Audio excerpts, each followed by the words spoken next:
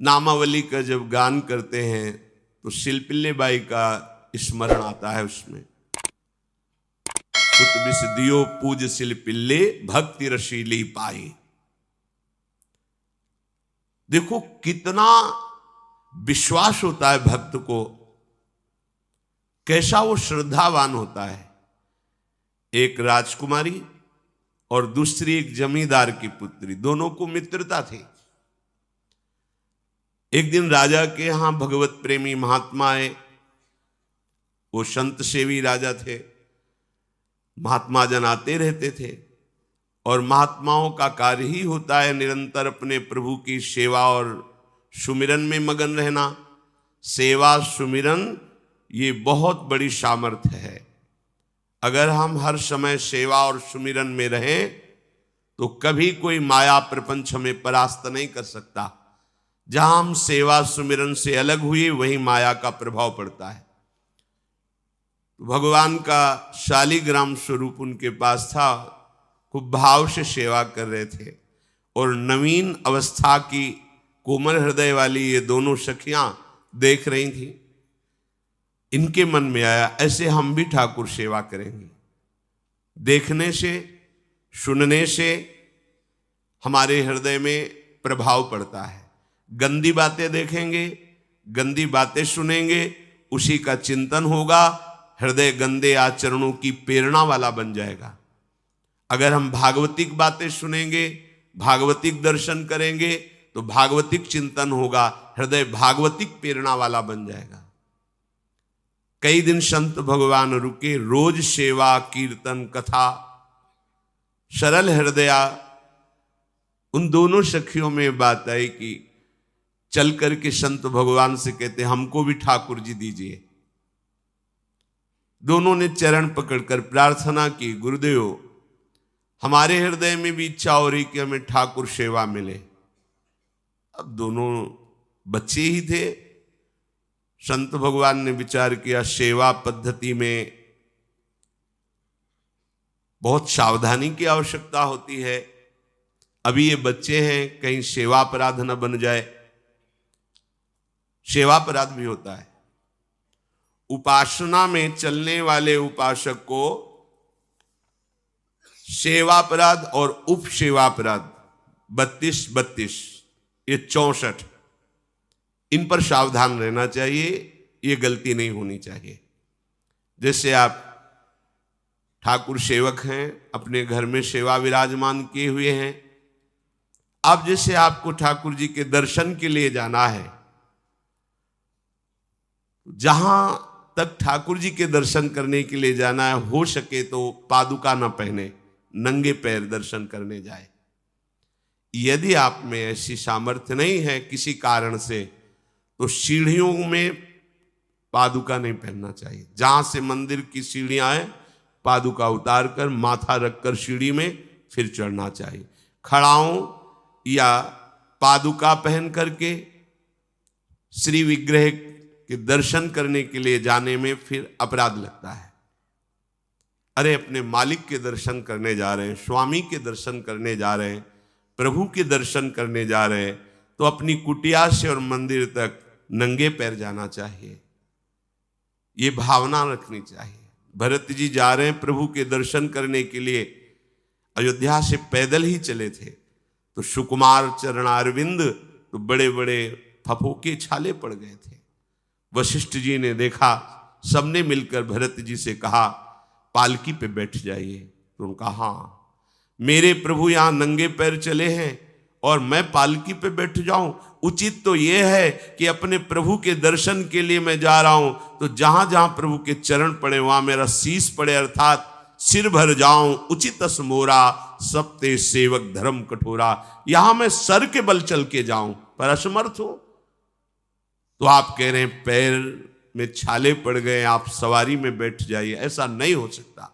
तो अपने प्रभु के दर्शन करने के लिए जब जाए तो हो सके, सामर्थ्य हो तो पादुका न पहने, कोई खड़ाऊं चप्पल जूता आदि ना पहने। अगर पहने हैं तो बस सीढ़ी तक ही पहन कर जाए, ऊपर सीढ़ियों के नहीं।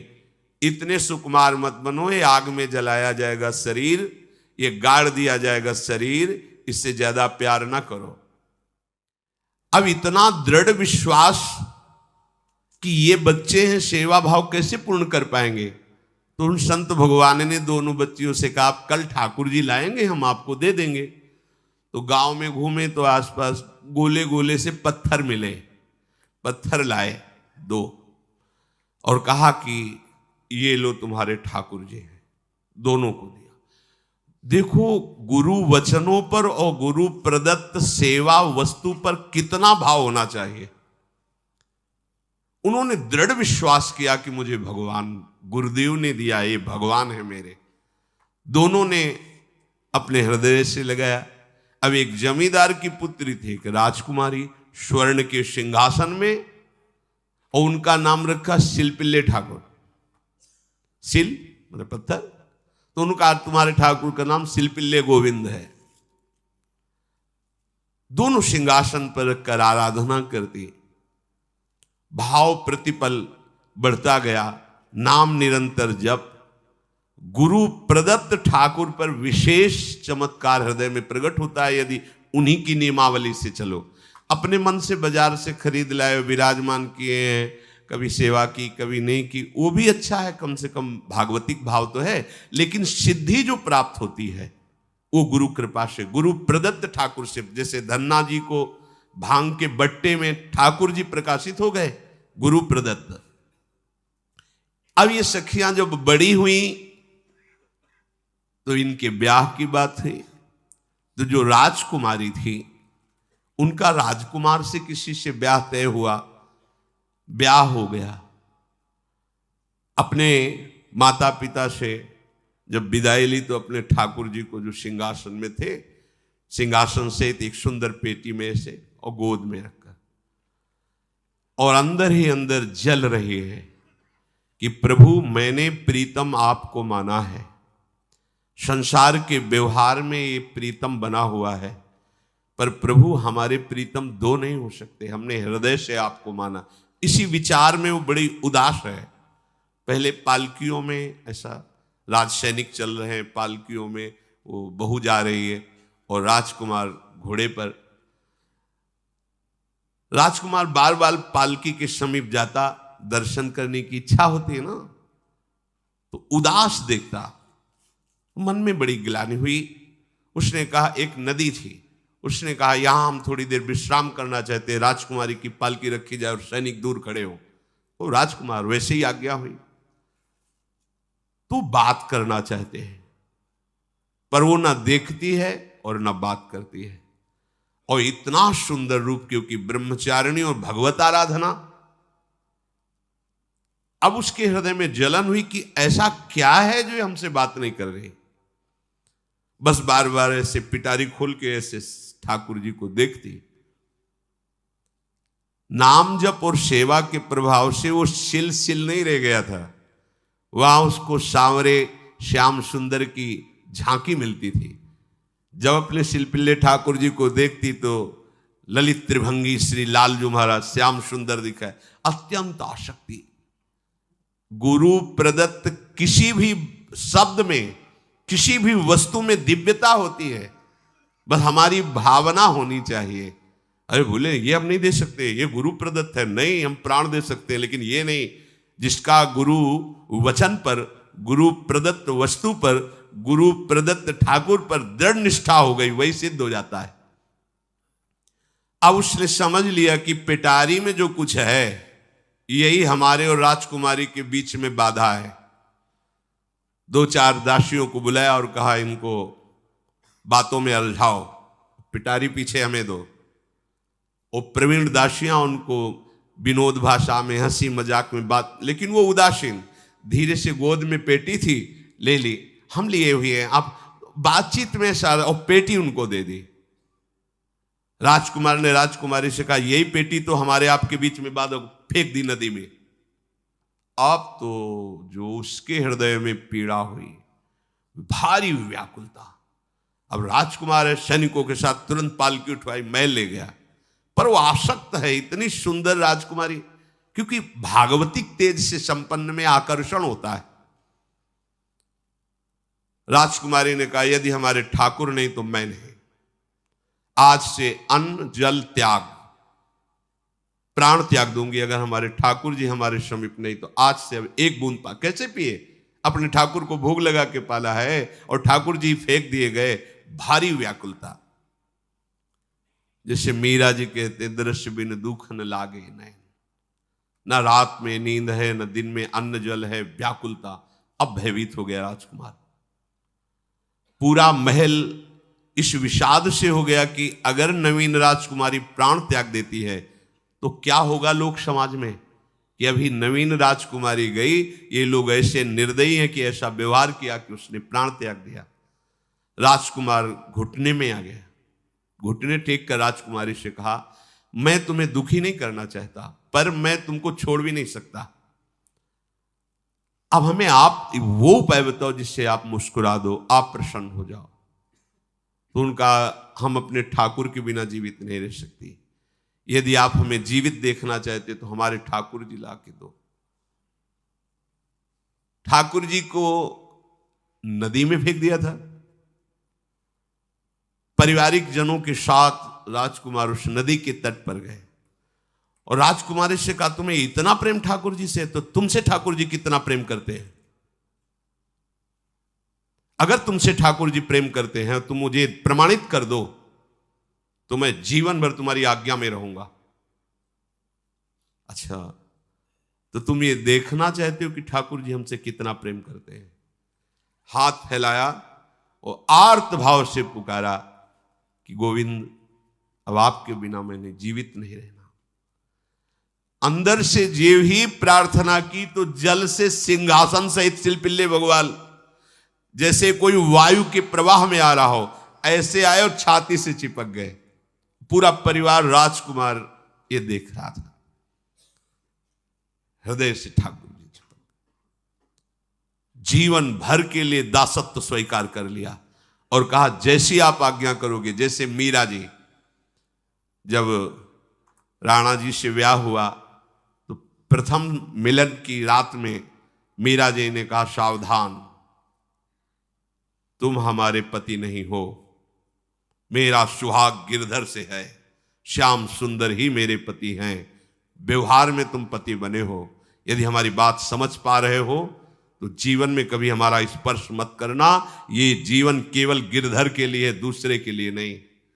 उतर गए शैया से और जैसे सेवक होता है, बोले, अहो भाग्य, मुझे ये सौभाग्य मिला कि इतनी महाभागवती की सेवा करने का।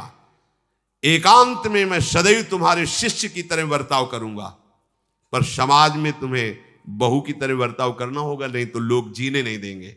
समाज में पत्नी की तरह और एकांत में गुरु शिष्य के। तुम हमारी गुरु होगी और हमसे ऐसा ही बर्ताव राणा ने जी, ऐसा ही उस राजकुमार ने दी।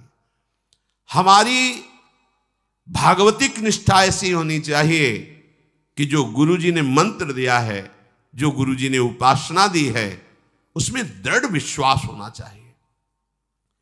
हमारे अंदर किंचन मात्र फिसलाव नहीं होना चाहिए। और आ गए जो महामहिम सूत्र है, जब तक हमारा मन प्रभु में समर्पित ना हो जाए तब तक पाप होने की संभावना होती है।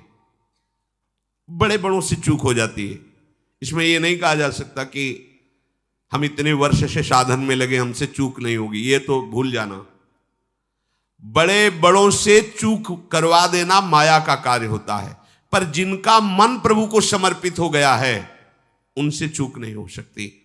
इसलिए जो अगला सूत्र वर्णन किया कि जितने भी पापाचरण होते हैं वो सब मेरे से होते हैं, ऐसा उपासक दृढ़ निश्चय करे।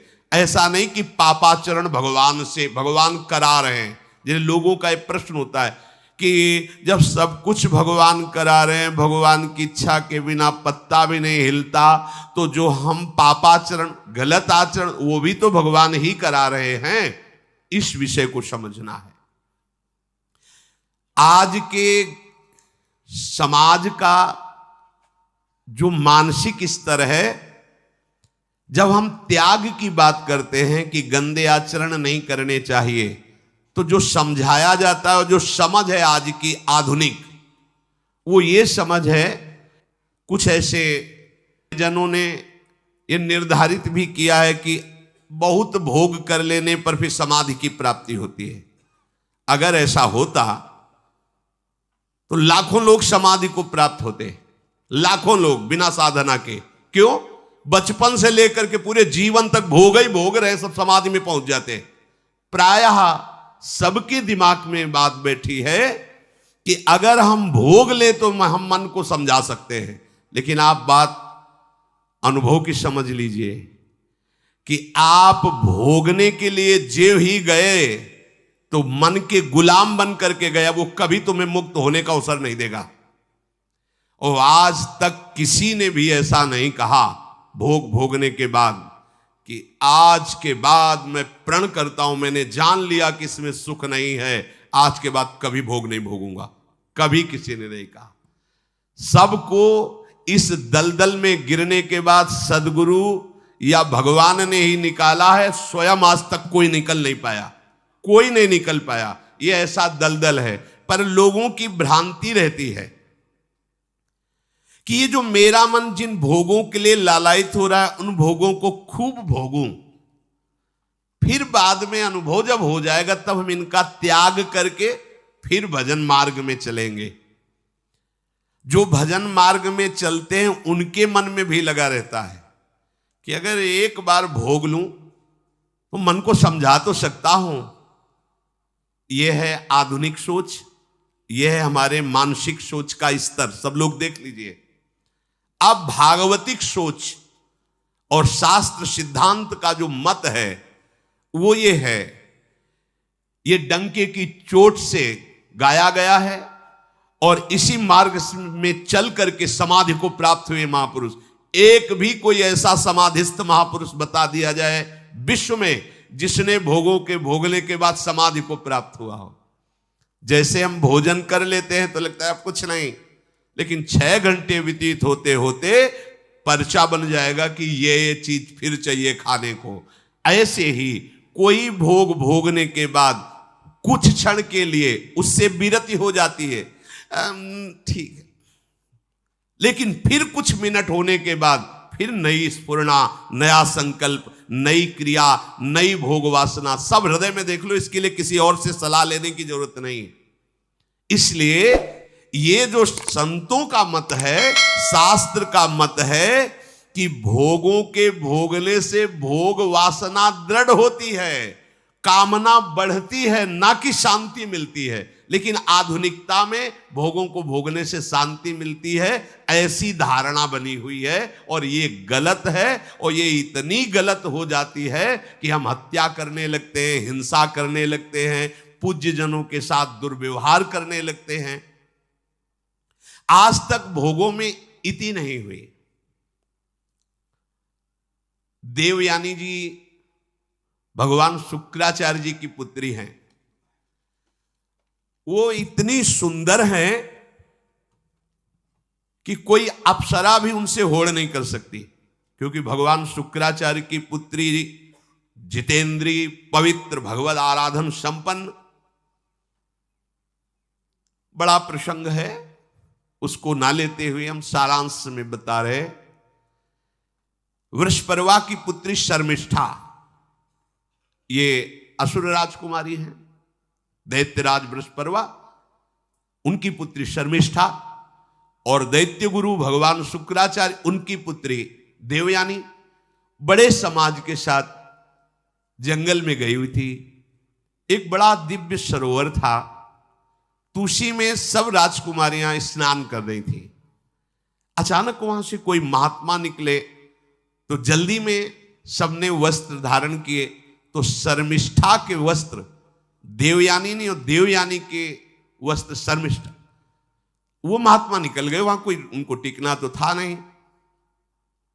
देवयानी ने देखा कि मेरे पवित्र वस्त्र, देवयानी ने वस्त्र धारण नहीं किया शर्मिष्ठा के। जब वो महात्मा चले तो देखा कि हमारे वस्त्र राजपुत्री शर्मिष्ठा धारण किए। तो उनका, तुझे पता है मेरे वस्त्रों को स्पर्श करने का भी तेरे को अधिकार नहीं, तूने धारण कैसे कर लिया? तो उनका, ज्यादा मत बोल, इतना गुमान करके मत बोल। जैसे सब सेवक पलते हैं मेरे महाराज से, ऐसे तेरा पिता और तू भी मेरे महाराज के द्वारा ही पोषित है, क्योंकि वो तो राजा है, सारी सेवाएं वही देते हैं। ऐसा नहीं बोलना चाहिए, क्योंकि गुरु पुत्री है, आचार्य पुत्री है और सम्माननीय है, पर ऐसा वो बोल गई शर्मिष्ठा। देवयानी ने कहा तुझे पता है अगर मेरे पिता की दृष्टि बदल जाए तो 2 मिनट में देवता तेरे पिता सहित संपूर्ण राज्य को नष्ट कर देंगे। मेरे पिताजी के भय से ही देवता आक्रमण नहीं कर। शुक्राचार्य मंत्रवेत्ता है। ज्यादा बात बढ़ गई तो राजकुमारी का शासन चलता है। उसने कहा इस गुरुपुत्री को उठाकर कुएं में डाल दिया जाए, और उस समय वस्त्र धारण नहीं की हुई थी, उनको उसी स्थिति में डाल दिया गया और वो चली गई। उसी समय शिकार खेलने के लिए महाराज ययाति चक्रवर्ती सम्राट तो आवाज सुनी। सैनिकों ने बताया कि कोई देवपुत्री है, दिव्य तेज प्रकाशित हो रहा है उनके शरीर से, और दूर से देखा है ऐसा लग रहा है कि शायद वो वस्त्रहीन भी हैं। उन्होंने कहा तुम लोग दूर जाओ, और स्वयं महाराज ययाति गए और उनको तो जब हाथ पकड़ के निकाला और अपने वस्त्र से उनको आवेष्टित किया तो उन्होंने कहा कि हमारी आर्य मर्यादा है, एक बार आपने हमारे शरीर को देख लिया और हमारे हाथ को पकड़ लिया, अब आप हमारे जीवन भर के लिए पति स्वरूप हैं, स्वीकार कीजिए। तो उन्होंने कहा कि देवपुत्री मैं तो आपका परिचय भी नहीं जानता हूं, आप कौन हैं? तो उन्होंने कहा भगवान शुक्राचार्य की पुत्री देवयानी। घुटने पे हो गए तत्काल। उन्होंने कहा इतने बड़े महापुरुष की पुत्री के साथ मैं ब्याह कर सकूं, मेरी सामर्थ्य नहीं, क्योंकि मैं क्षत्रिय कुल में प्रकट हुआ राज परिवार से हूं, और वो तो देवताओं के द्वारा भी वंदनीय है शुक्राचार्य जी। तो उनका आप निश्चिंत रहो, ये विषय मैं संभालूंगी, पर आप मेरे पति हैं, ये स्वीकार कीजिए। बोले यदि शुक्राचार्य जी इस पर राजी हैं तो हम ये बात स्वीकार करते हैं। शुक्राचार्य जी विलंब होने के कारण व्याकुल ही थे। देवयानी जी ययाति जी को लेके गई। बड़ा प्रसंग है, पर उन्होंने कहा जब आप राजी हैं तो हम राजी हैं। शुक्राचार्य जी राजी हुए और वृषपर्वा को सूचना दिया कि मैं तुम्हारे राज्य को त्याग कर जा रहा हूं। वो तो तत्काल आकर चरणों में गिरे, महाराज आपके बिना मेरा अस्तित्व क्या है, आप कैसे राजी हो सकते हो? बोले मेरी पुत्री को दिगंबर करके कुएं में डाल दिया गया, मैं इस अपराध से बिल्कुल तुम्हें माफ नहीं कर सकता। बोले कोई उपाय? तो बोले देवयानी बोले। तो देवयानी ने कहा तुम्हारी पुत्री हमारी दासी होकर चले तो मैं तुम्हें क्षमा कर दूंगी। बोले बिल्कुल ठीक, तथास्तु। पूरे राज्य की रक्षा के लिए राजकुमारी शर्मिष्ठा को देवयानी की दासी भाव में अब महाराज ययाति के महल पे पहुंचे। देवयानी ने कहा कि ये जो दासी भाव में आई हुई हैं ये सर्वांग सुंदरी हैं, और आपका कभी मन उधर चलना भी नहीं चाहिए, अगर चलेगा तो आप हमारे दंड के पात्र बन जाएंगे। स्वीकार कर लिया और बहुत दूर उनके लिए महल का निर्माण करवाया और वो सेवा में आती रही। कुछ समय के बाद जब देवयानी जी के पुत्र हुए तो वन विहार के लिए अपने पुत्रों को लेकर चली, तो उधर शर्मिष्ठा के 2 पुत्र हो चुके थे, इनको पता भी नहीं था, और वो दौड़ कर आए, ययाति को पिताश्री कह करके आलिंगन किया। छोटे छोटे बच्चे। देवयानी ने कहा कि हमने कहा था तुम्हें देखना भी नहीं है, और ये किसके पुत्र हैं? शर्मिष्ठा मुस्कुरा रही थी। देवयानी ने कहा अब तुम्हें दंड देंगी ही देंगी, और चली गई भगवान शुक्राचार्य जी के पास। ययाति भयभीत होकर के गए और शुक्राचार्य से प्रार्थना करे क्षमा कीजिए मुझसे गलती हो गई। और शर्मिष्ठा से ऐसे नहीं मिले।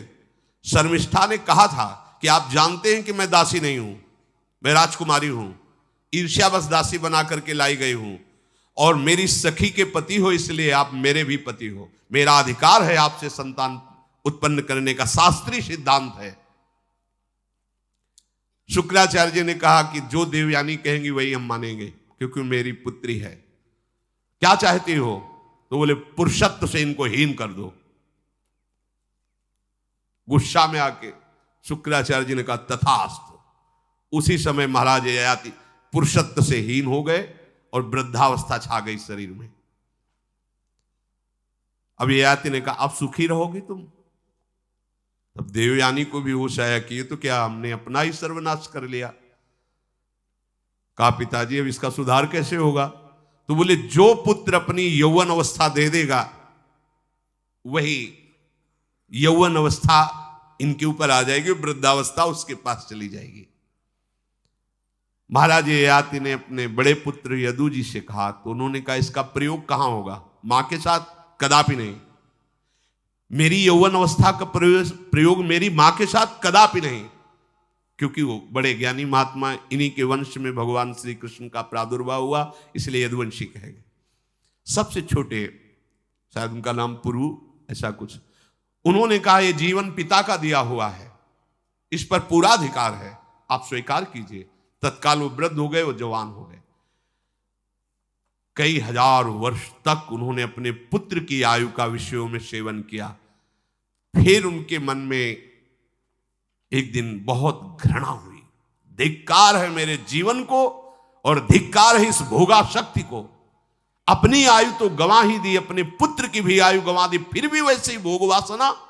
तो उन्होंने सबको शिक्षा देने के लिए बात कही, यत् पृथिव्यां व्रीहि यवं हिरण्यं पशवः स्त्रियः न दुह्यन्ति मनः प्रीतिं पुंसः कामः तस्यते न जातु कामः कामानाम् उपभोगेन साम्यति हविषा कृष्णवर्तमेव भूय एवाभिवर्धते यदा न कुरुते भावं सर्वभूतेष्वमङ्गलं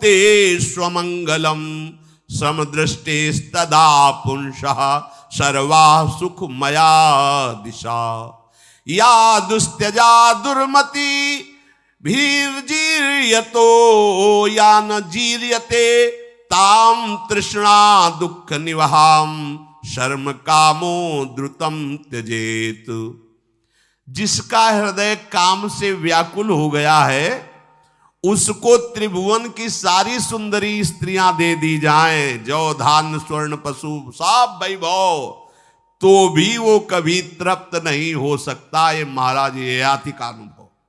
त्रिभुवन की विषय भोग भोगने से भोग वासना शांत नहीं होती, वरम और प्रबल हो जाती है। जैसे घी की आहुति डालने पर आग भड़क उठती है, वैसे ही भोगों को भोगते ही रहने पर भोग वासनाएं प्रबल रूप धारण कर लेती है और वो इतना कमजोर हो जाता है कि सोचता है मैं इसके बिना जी नहीं सकता। जब मनुष्य किसी भी प्राणी से राग कर बैठता है तो उसके हृदय की सामर्थ्य नष्ट हो जाती है। किसी भी, देखो ना, छोटे छोटे नशाओं में इतना हम आसक्त हो जाते, अब हम इसके बिना जी नहीं सकते। किसी भी वस्तु का जब हम भोग करते, इसके बिना जी नहीं सकते। इसलिए सबको संदेश महाराज ययाति देते हैं, यदि तुम अपनी कामना को शांत करने वाले, रोकने वाले बन गए तो दसों दिशाएं तुम्हारे लिए सुखमयी हो जाएंगी। विषयी पुरुष को तृष्णा रात दिन जलाती रहती है, बहुत भोग भोगने पर भी वो कभी शांति या तृप्ति प्राप्त नहीं कर पाता। इसलिए जब हम भगवत मार्ग में चलते हैं तो ये तृष्णा और कामना ये डाइन की तरह हमारे हृदय में लगी रहती है। तृष्णा, भोगे हुए भोग को बार बार भोगने की इच्छा, कामना, सुने हुए देखे हुए भोगों को भोगने की इच्छा। तो उपासक जब तक अपने मन को प्रभु में नहीं दे पाता, तब तक मन ये धोखा दे देता है। इसलिए बहुत सावधान रहना चाहिए। प्रभु की शरण में हो करके नाम जप करो और सदैव गुरुजनों की आज्ञा पर रहो, तो ये काम, कामना, वासना, ममता, आसक्ति, राग, द्वेष ये तुम्हें बांध नहीं पाएंगे। इनकी कृपा से आपको भगवत साक्षात्कार हो जाएगा। गुरु वाणी, संतों की वाणी, ये हमारा जीवन बन जाए। अगर ये जीवन नहीं है तो फिर मन हमें ऐसी जगह फंसा देगा जहां से हम निकल नहीं पाएंगे। इसलिए सावधान होकर जीवन व्यतीत कीजिए। बड़ा अमूल्य जीवन है, अमूल्य जीवन का लाभ है भगवत प्राप्ति, भगवत साक्षात्कार। श्री राधा वल्लभ लाल।